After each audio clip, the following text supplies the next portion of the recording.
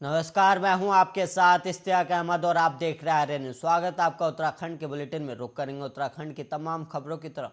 उत्तराखंड विधानसभा चुनाव नजदीक हैं और ऐसे में बीजेपी के बड़े नेता लगातार राज्य का दौरा कर रहे हैं और चुनावी रणनीति के लिए बीजेपी अध्यक्ष जेपी नड्डा देहरादून पहुंचे। और इस दौरान जेपी नड्डा ने उत्तरकाशी, टिहरी, चमोली, रुद्रप्रयाग और पौड़ी जिले के कार्यकर्ताओं की बैठक को संबोधित भी किया।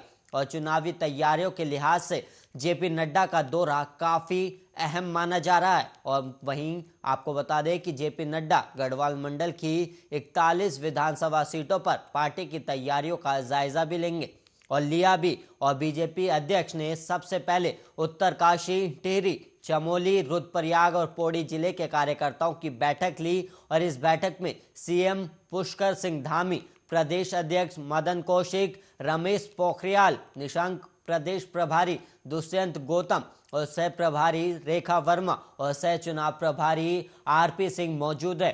और बैठक में बीजेपी अध्यक्ष ने सभी नेताओं को चुनाव में जीत का मंत्र भी दिया है।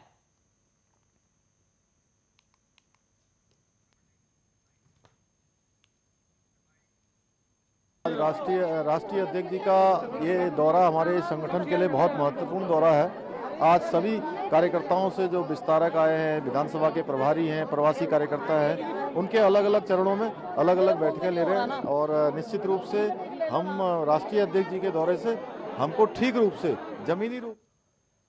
और वहीं अंतर्राष्ट्रीय बैडमिंटन खिलाड़ी लक्ष्य सेन को मुख्यमंत्री पुष्कर सिंह धामी ने सम्मानित किया है। और सीएम धामी ने लक्ष्य सेन की प्रतिभा का आदर करते हुए उन्हें 15 लाख रुपए बतौर प्रोत्साहन राशि भेंट की है।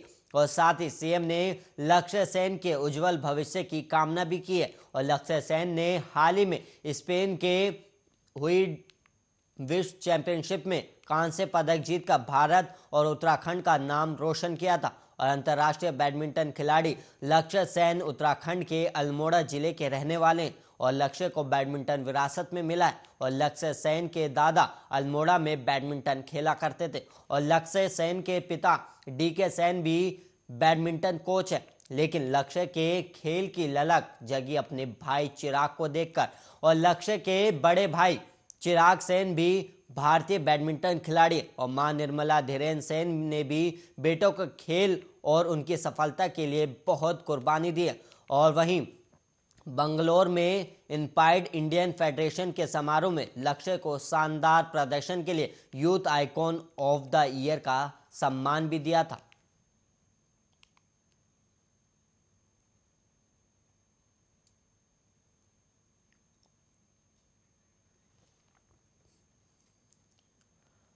उत्तराखंड विधानसभा चुनाव 2022 की तैयारियों के बीच उत्तराखंड कांग्रेस में बवाल थमने का नाम नहीं ले रहा है। और एक मामला शांत होता है और दूसरा विवाद उससे पहले खड़ा हो जाता है। और कांग्रेस हाईकमान ने जैसे तैसे हरीश रावत के बागी तेवरों को शांत तो किया, तो अब पार्टी में नया मसला खड़ा हो गया। और मारपीट मामले में नेता प्रतिपक्ष गुट के प्रदेश महामंत्री राजेंद्र शाह ने पूर्व सीएम हरीश रावत के ग्रुप के 7 समर्थकों के खिलाफ शहर कोतवाली में मामला दर्ज करवाया है। और वहीं दरअसल बीती दिनों हरीश रावत समर्थकों ने कांग्रेस प्रदेश मुख्यालय देहरादून में प्रदेश महामंत्री राजेंद्र शाह के साथ मारपीट की थी। और इस मामले में रविवार को राजेंद्र शाह हरीश रावत समर्थकों के खिलाफ शहर कोतवाली में मामला दर्ज कराया है। और राजेंद्र शाह ने अपनी तहरीर में कहा कि 24 दिसंबर सुबह करीब 11:30 बजे वो अपने घर जाखन से कांग्रेसी भवन राजपुर रोड पहुंचे थे। और इस दौरान 8 से 10 युवकों ने उन्हें घेर लिया और उनकी पिटाई करने लगे। और साथ ही युवकों ने उन्हें जान से मारने की भी धमकी दी है। और कांग्रेस कार्यालय में महामंत्री के कमरे में करीब 2 घंटे तक बंधक बनाकर भी रखा गया। और इस दौरान उनके साथ अमान्य व्यवहार भी किया गया। और राजेंद्र शाह का कहना है कि वो युवकों से उनकी गलती के बारे में पूछते रहे, लेकिन उन्होंने उन पर झूठा आरोप लगाकर उनके साथ मारपीट की। और मौके पर खड़े कुछ कांग्रेसी कार्यकर्ताओं ने उन्हें बचाया और उनके साथ हुई मारपीट का मौका पर मौजूद कुछ लोगों ने वीडियो भी बनाया है।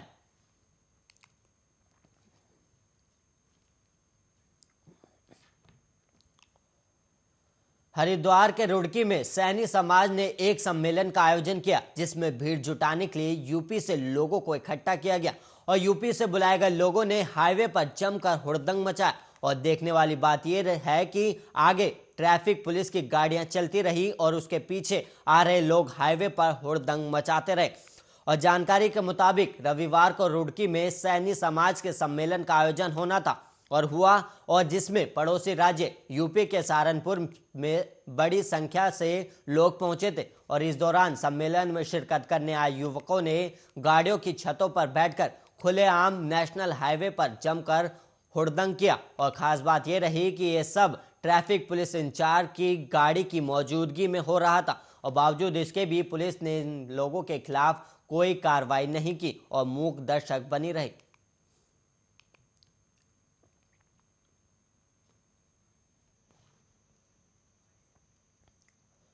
उत्तराखंड में विधानसभा चुनाव नजदीक है और चुनाव के नजदीक आते ही ग्रामीणों का क्षेत्र की समस्याओं को लेकर आंदोलन तेज हो रहा है और ग्रामीण सरकार को चुनाव बहिष्कार की चेतावनी दे रहे हैं। और डोईवाला के दूरस्थ पहाड़ी क्षेत्र धारकोट और लडुआ कोट के ग्रामीणों ने भी सड़क की मांग को लेकर धरना प्रदर्शन किया। और इस दौरान ग्रामीणों ने सरकार के खिलाफ सड़क नहीं तो वोट नहीं के नारे लगाए। और ग्रामीणों का आरोप है कि उनके क्षेत्र में 2008 से कोई भी सड़क नहीं बनी है और लोक निर्माण विभाग भी उनके क्षेत्र की ओर ध्यान नहीं दे रहा है।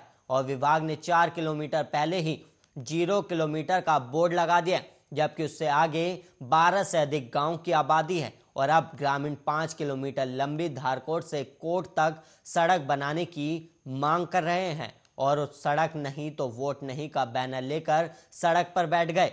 और ग्रामीणों का कहना है कि उनके क्षेत्र की अनदेखी शासन प्रशासन और सरकार द्वारा की जा रही है और जिसका खामियाजा जनता को भुगतना पड़ रहा है।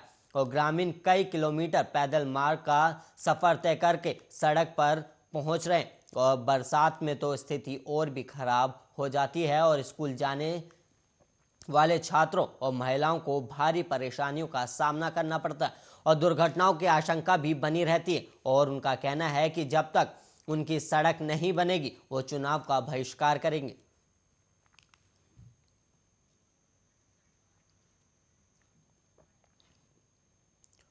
उत्तराखंड में पार्टी के अंदरूनी खींचतान का समाधान निकालने के बावजूद कांग्रेस हाईकमान और दिग्गज नेता हरीश रावत के बीच सब कुछ दुरुस्त नहीं आ रहा है। और पार्टी नेतृत्व के साथ निकले सुलह के फॉर्मूले के बावजूद रावत की ओर से खुद को मुख्यमंत्री उम्मीदवार के रूप में पेश करने की सियासत कांग्रेस हाईकमान को नागवार लगी है और इसको लेकर उसने अपनी नाखुशी का संदेश भी भेज दिया है। और वहीं समझा जाता है कि नेतृत्व की नाखुशी के इन संकेतों के बाद ही हरीश रावत ने खुद रविवार को नेतृत्व में चुनाव लड़ने का जिम्मा सौंपे जाने के बयान में बदलाव करते हुए इसके लिए माफी मांगी। और पार्टी सूत्रों के अनुसार रावत समेत उत्तराखंड के तमाम वरिष्ठ नेताओं की बैठक में आम सहमति से यह तय हुआ था कि औपचारिक तौर पर मुख्यमंत्री का चेहरा कांग्रेस की ओर से घोषित नहीं किया जाएगा और हरीश रावत चुनाव अभियान की अगुवाई करेंगे। और उत्तराखंड कांग्रेस के गुटिया संतुलन को चुनाव में बनाए रखने की रणनीति के तहत मुख्यमंत्री का चेहरा घोषित करने से परहेज का फैसला हुआ ताकि प्रीतम सिंह जैसे नेताओं का भी सहयोग रावत को पूरी तरह से मिल सके। पंजाब, छत्तीसगढ़ और राजस्थान में कांग्रेस के अंदरूनी सत्ता सियासत को लेकर पिछले कुछ दिनों से चल रहे समीकरण को देखते हुए रावत ने अभी से चुनाव बाद सत्ता के दांवपेच की पहल शुरू कर दी थी। और राहुल गांधी के साथ शुक्रवार को हुई बैठक के बाद 2-3 मौके पर यह सियासी संदेश देने की कोशिश की कि उत्तराखंड में कांग्रेस के चुनावी चेहरे के नाते वो ही मुख्यमंत्री पद के अघोषित उम्मीदवार हैं।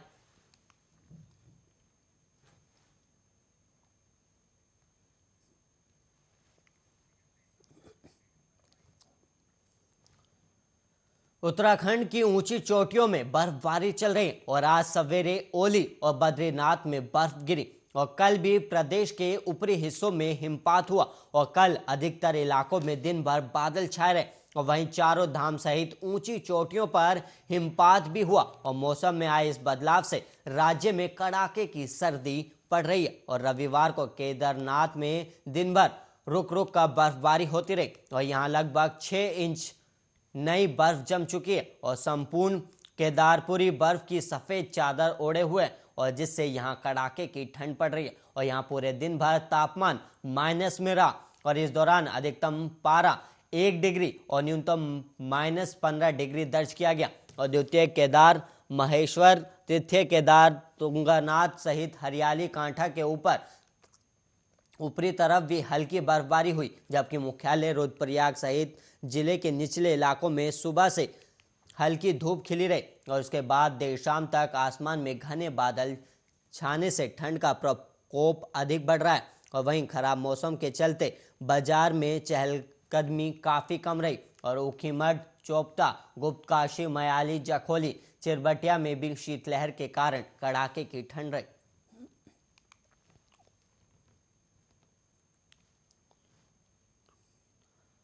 उत्तरकाशी के जनपद मुख्यालय से महज 10 किलोमीटर की दूरी पर स्थित संग्राली गांव और पर्यटन स्थल वरुणावत तोप को जोड़ने वाली सड़क वर्षों से बदहाल है और सड़क पर गड्ढे हादसों को दावत दे रहे हैं। और संग्राली गांव के ग्रामीण कई बार शासन, प्रशासन और संबंधित विभाग से सड़क के सही कराने की मांग कर चुके, लेकिन इस ओर कोई ध्यान नहीं दिया गया। और अब थक हार कर ग्रामीणों को श्रमदान कर सड़क की साफ सफाई की, जिससे ग्रामीणों और वरुणावत टोप जाने वाले पर्यटकों को दुर्घटना से बचाया जा सके।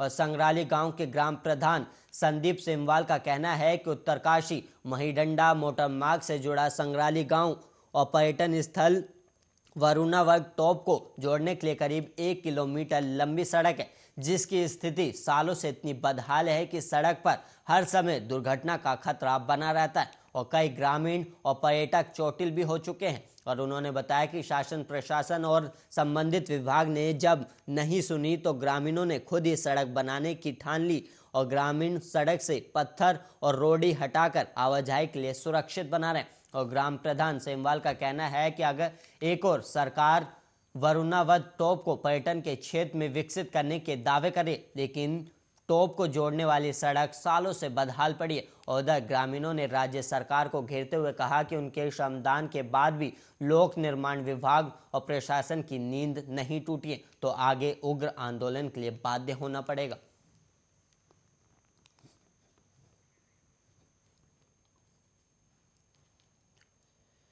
बीते दिनों भारत के पूर्व प्रधानमंत्री अटल बिहारी वाजपेयी की 57वीं जयंती मनाई गई और इस विशेष मौके पर राष्ट्रपति रामनाथ कोविंद और प्रधानमंत्री नरेंद्र मोदी ने पूर्व पीएम को सदैव अटल स्मारक पर पुष्पांजलि अर्पित की और उन्हें नमन किया। और वहीं इन दिनों हिंदुत्व को लेकर राजनीति चरम पर है। राहुल गांधी एक के बाद एक ट्वीट करके हिंदुत्व की राजनीति को हवा दे रहे और ऐसे में भारत रत्न अटल बिहारी वाजपेयी जी का जीवन आज भी लोगों का मार्गदर्शन करता है। तो इस वातावरण में आइए आपका परिचय कराते हैं पूर्व पीएम भारत रत्न अटल बिहारी वाजपेयी की शख्सियत से। देखिए हमारी खास रिपोर्ट।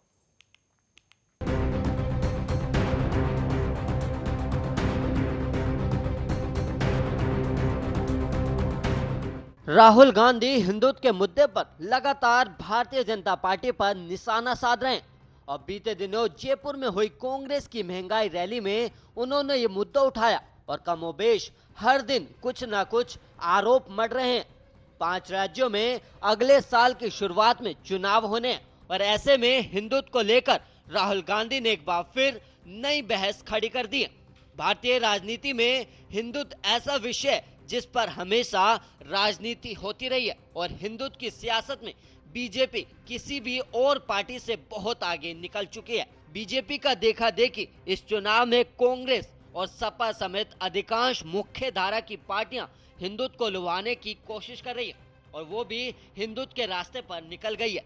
लेकिन कहा जाता है कि बीजेपी के हिंदुत्व के आगे किसी का हिंदुत्व टिक नहीं सकता। लेकिन पूर्व प्रधानमंत्री अटल बिहारी वाजपेयी भी इस पार्टी में रहते हुए भी हिंदुत्व को लेकर अलग लाइन लेते रहे और उनके हिंदुत्व को लेकर लोगों में वैसा भाव नहीं रहा जैसा कि बीजेपी के अन्य नेताओं को लेकर है। आज हम हिंदुत्व को लेकर दिए उनके विचारों से आपका परिचय करा रहे हैं। दरअसल अटल बिहारी वाजपेयी की छवि सेकुलर नेता की रही और इस बात को समझने के लिए सबसे पहले चलिए वाजपेयी के बचपन में जब वो 10वीं कक्षा में थे तब उन्होंने एक कविता लिखी थी और उन्होंने लिखा था, हिंदू तन मन, हिंदू जीवन, रग रग हिंदू मेरा परिचय। कश्मीर के नंदन वन को किसने है सुलगाया, किसने छाती पर अन्यायों का अंबार लगाया? आग खोलकर देखो, घर में भीषण आग लगी है। धर्म, सभ्यता, संस्कृति खाने दानव क्षुधा जगी है। हिंदू कहने में शर्माते, दूध ले जाते लाज न आती। घोर पतन है अपनी माँ को माँ कहने में पटती। भारत के पूर्व प्रधानमंत्री अटल बिहारी वाजपेयी हिंदू धर्म के सार को समझा सकते थे और वो हिंदुत्व के समर्थक रहे और हिंदुत्व की व्यापक परिकल्पना करते थे। उनके नर्म हिंदुत्व का राज क्या था जो कभी कभी बीजेपी और संघ को उलझन में डाल देता था। इसी सिलसिले में एक बार पुणे में दिया उनका भाषण का जिक्र करना भी जरूरी है। उन्होंने कहा कि मैं हिंदू हूँ, ये मैं कैसे भूल सकता हूँ और किसी को भूलना भी नहीं चाहिए। मेरा हिंदुत्व सीमित नहीं है, संकुचित नहीं है। मेरा हिंदुत्व हरिजन के लिए मंदिर के दरवाजे बंद नहीं कर सकता। मेरा हिंदुत्व अंतर जातीय, अंतर प्रांतीय और अंतर्राष्ट्रीय विवाहों का विरोध नहीं करता है। हिंदुत्व बहुत विशाल है। वाजपेयी के हिंदू धर्म को समझने के तरीके पर बहुत से लोग कुछ न कुछ विवाद करते रहे।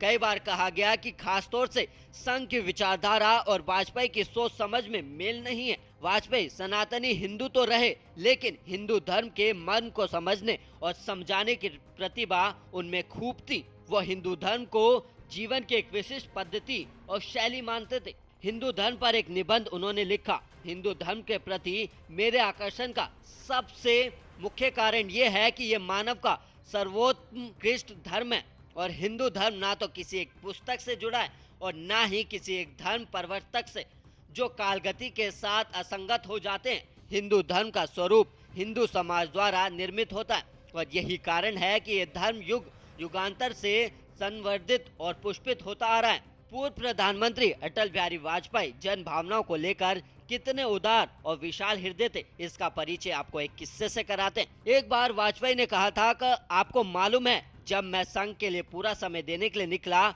उस समय तक मैं जनेऊ पहनता था और बाद में मैंने जनेऊ उतार दिया क्योंकि मुझे लगा कि ये जनेऊ मुझे अन्य हिंदुओं से अलग करता है। पहले शिखा और सूत्र हिंदू की दो पहचाने थी और अब बहुत से लोग चोटी नहीं रखते। इस पर यह कहना है कि उन्होंने हिंदुत्व छोड़ दिया है, ठीक नहीं होगा। हाँ, जब चोटी जबरदस्ती काटी जा रही थी तो उसकी रक्षा करना हमारा कर्तव्य था। दिसंबर 1992 में डॉक्टर राजेंद्र प्रसाद व्याख्यान माला में सेकुलरिज्म पर दिया उनका भाषण काफी अहम माना जाता है। वाजपेयी सेकुलरिज्म की पश्चिमी अवधारणा को स्वीकार नहीं करते, लेकिन वो गांधी के सर्वधर्म समभाव को मानते हैं। धर्म की व्याख्या करते हुए वाजपेयी ने कहा, धर्म और रिलीजन के अंतर को समझना चाहिए। रिलीजन का संबंध कुछ निश्चित आस्थाओं से होता है। जब तक व्यक्ति उन आस्थाओं को मानता है तब तक वो उस रिलीजन या मजहब का सदस्य बना रहता है और ज्यों ही वो उन आस्थाओं को छोड़ता है वो उस रिलीजन से बहिष्कृत हो जाता है। लेकिन धर्म केवल आस्थाओं पर आधारित नहीं है। हालांकि संघ की विचारधारा से अलग होने के सवाल पर कांग्रेस के वरिष्ठ नेता दिग्विजय सिंह ने एक बार कहा, ये किसी को भ्रम नहीं होना चाहिए कि वाजपेयी संघ के रास्ते से अलग चलने वाले लोगों में से थे। जो व्यक्ति संघ के मुख्य पत्र 5 जने का संपादक रहा हो, उनके बारे में संघ की विचारधारा से अलग होने की बात सोचनी भी नहीं चाहिए। लेकिन वाजपेयी की भलमनसाहत, काबिलियत और विशाल हृदय के व्यवहार से विरोधी भी उनसे आकर्षित होते रहे। Special report, Arya news.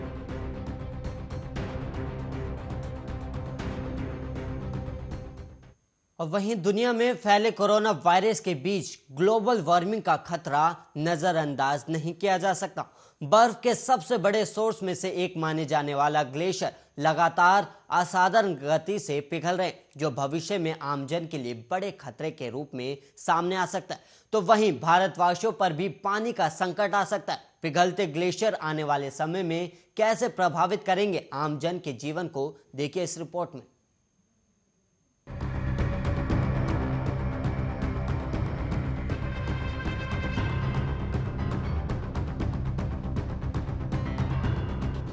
तीसरा ध्रुव नाम से जाने जाने वाला हिमालय, अंटार्कटिका और आर्कटिक के बाद ग्लेशियर बर्फ का तीसरा सबसे बड़ा सोर्स है। पर ग्लोबल वार्मिंग की वजह से इसके ग्लेशियर असाधारण गति से पिघल रहे हैं। साइंटिफिक रिपोर्ट्स की माने तो एक हालिया रिसर्च के मुताबिक इससे एशिया में गंगा, ब्रह्मपुत्र और सिंधु नदी के किनारे रहने वाले करोड़ों भारतीयों पर पानी का संकट आ सकता है। तो वहीं वैज्ञानिकों का कहना है कि 400 से 700 साल पहले के मुकाबले पिछले कुछ दशकों में हिमालय के ग्लेशियर 10 गुना तेजी से पिघले हैं और ये गतिविधि साल 2000 के बाद से ज्यादा बढ़ी है। अब आपको बता दें कि न सिर्फ भारत बल्कि ब्रिटेन की लीड्स यूनिवर्सिटी के शोधकर्ताओं ने भी ग्लेशियर की मौजूदा स्थिति पर चिंता जाहिर की है। आज हिमालय से बर्फ के पिघलने की गति लिटिल आइस एज के वक्त से औसतन 10 गुना ज्यादा है।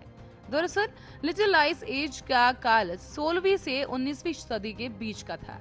इस दौरान बड़े पहाड़ी ग्लेशियर्स का विस्तार हुआ था। वैज्ञानिकों की माने तो हिमालय के ग्लेशियर दूसरे ग्लेशियर के मुकाबले ज्यादा तेजी से पिघल रहे हैं। वैज्ञानिकों की टीम ने लिटिल आइस एज के दौरान हिमालय की स्थिति का पुनर्निर्माण किया। उन्होंने 14,798 ग्लेशियर की बर्फ की सतह और आकार का सैटेलाइट तस्वीरों से जांच की। इससे पता चला कि आज हिमालय के ग्लेशियर अपना 40% हिस्सा खो चुके हैं।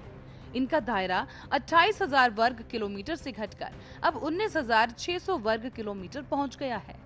रिसर्च में शोधकर्ताओं ने यह भी पाया कि अब तक हिमालय में 390 से 580 वर्ग किलोमीटर बर्फ पिघल चुकी है। इसी कारण समुद्र का जल स्तर 0.03 से 0.05 इंच तक बढ़ गया है। तो वहीं इसके अलावा बर्फ हिमालय के पूर्वी इलाकों की तरफ से ज्यादा तेजी से पिघल रही है। ये क्षेत्र पूर्वी नेपाल से भूटान के उत्तर तक फैला हुआ है। शोध में वैज्ञानिकों ने यह भी माना कि हिमालय के ग्लेशियर पिघलने का कारण इंसानों द्वारा पैदा किए गए क्लाइमेट चेंज है। इससे यहाँ समुद्र में पानी बढ़ रहा है, तो वही इंसानों के इस्तेमाल में आने वाला पानी कम होता जा रहा है। शोधकर्ताओं के अनुसार आने वाले समय में करोड़ों लोगों को पानी, खाना और ऊर्जा की कमी हो सकती है। इसका खतरा उनको ज्यादा है जो एशिया में गंगा, ब्रह्मपुत्र या सिंधु नदी के किनारे रहते हैं। बहरहाल वैज्ञानिकों के साथ ही जिम्मेदारी आम जनता होने के नाते लोगों की ज्यादा बन जाती है। समय रहते जरूरी उपाय करने अनिवार्य है, वरना इस लापरवाही का खामियाजा आने वाली पीढ़ी को भुगतना पड़ सकता है। Special report, Arya news.